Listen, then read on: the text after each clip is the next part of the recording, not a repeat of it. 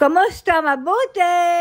For today's video. For today's video ay dumating ang apo ni Lola na galing sa Spain. At yan ang paboritong pamangkin ni Nili na si On. Bago siya pumunta dito sa bahay ay nakailang araw na siya dito sa Israel. Hindi nga siya agad nakapunta dito sa bahay dahil nang dumating siya ay may sakit pa si na Lola.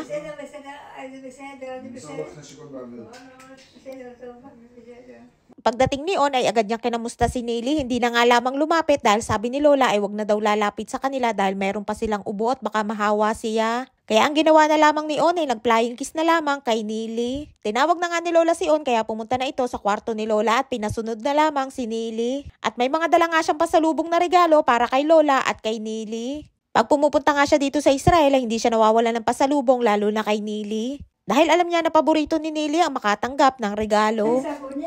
זה סבונים בחיות, יש פה חתול ויש פה דולפין. Tikachinilos! Ay nga tuwang-tuwa si Nili sa kanyang natanggap na regalo na mga sabon. May iba't ibang ang design tulad ng pusa, dolphin at meron ding angel. Bukod nga sa mga sabon ay madami pa siyang mga dala na pasalubong para kay Nili. At ang mga regalo na yan ay bigay nila ng kanyang fiancé na nasa Barcelona. Nakita na din namin yon at nakapunta na dito sa bahay ng isang beses. Ay nga pinakita pa niya ang isa pang regalo para kay Nili, ang drawing book at meron itong pattern na pwedeng kopyahin ni Nili. Nang mga oras na yan nga habang ipinapakita at ibinibigay kay Nili ang kanyang mga regalo ay tuwang-tuwa pa ito at masaya. Lahat nga ng kanyang mga dalang regalo ay paborito ni Nili. At syempre hindi mawawala ang mga pangkulay. Meron din si Lola na natanggap na regalo. Tawag-tawag nga ako dyan at tingnan ko daw at ang lambot at ang ganda ng kanyang kumot. Hinawakan ko nga at sobrang lambot at sabi ni Lola ay para daw balahibo ng pusa. Kumot na panlamig ang bigay nila kay Lola at sabi ko nga kay Lola ay tamang-tama sa kanya dahil hindi ito malaki. Para nga masampulan ay kinumot ko na kay Lola at para makita din ni On na gamit na ni Lola. Yun nga lamang na makaalis ang apo ni Lola ay pinatanggal na sa akin at mabigat daw. Medyo may kabigatan nga yung kumot dahil panlamig ito pero sobrang ganda at malambot ang tela. Nang mga oras na yun nga ay masaya at maayos pa si Nili at nang palabas na nga siya ng kwarto ay daladala niya yung box ng sabon. Matagal siya nakatigil sa may tapat ng pintuan at bigla na namang nag-iba ang kanyang kondisyon. Ma?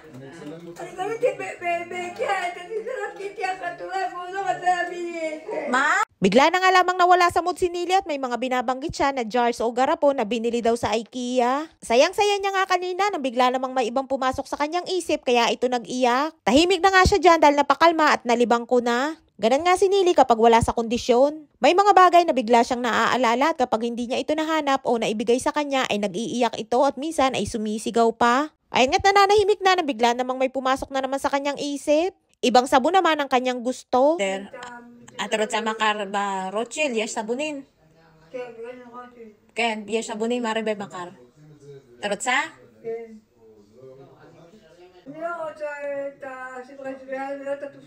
Lama.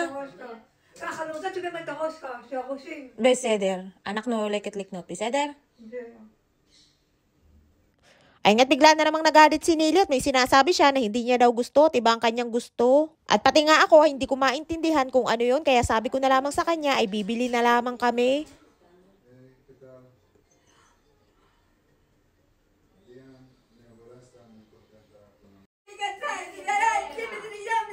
Nili.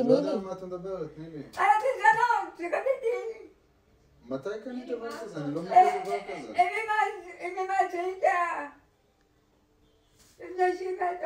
אבל אני לא ראיתי את זה, אני לא יודע מה זה, אני לא יודע מה מדובר.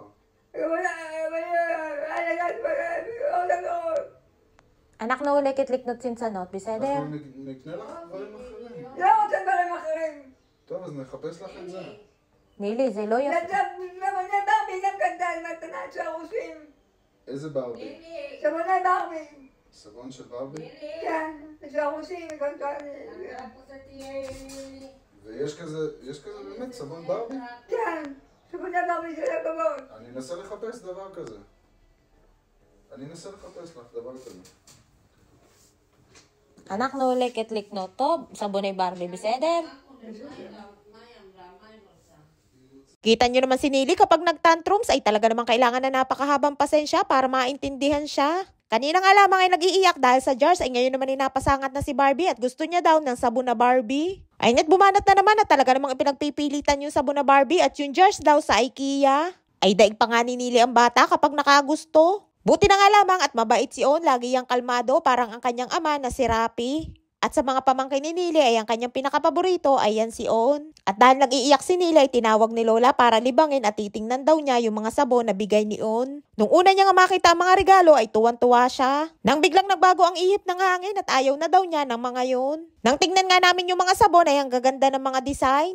Ayaw niya daw nung regalo ni On at ang gusto niya daw ay sabon na Barbie. Kung makaayaw ay kainaman pero lagi naman bitbit yung kahon ng sabon na bigay ni On. Diyan ako hirap sa pag-aalaga kay Nili kapag nag-tantrums na, kapag umiyak at minsan nga ay sumisigaw pa yan. Ay nga't pagkatapos mag-tantrums ay okay na ulit at merienda time na si Nilush. Buti na nga lamang si Nili kahit ganyan ay hindi yan marunong manakit. At kapag kalmado naman yan ay mabait at malambing pa din. Ay siya hanggang dito lamang ating kwento for today's video. Maraming po salamat sa inyong suporta at laging panonood. Mag-ingat po kayo palagi. And please subscribe to my YouTube channel. Please follow and share. Salamat!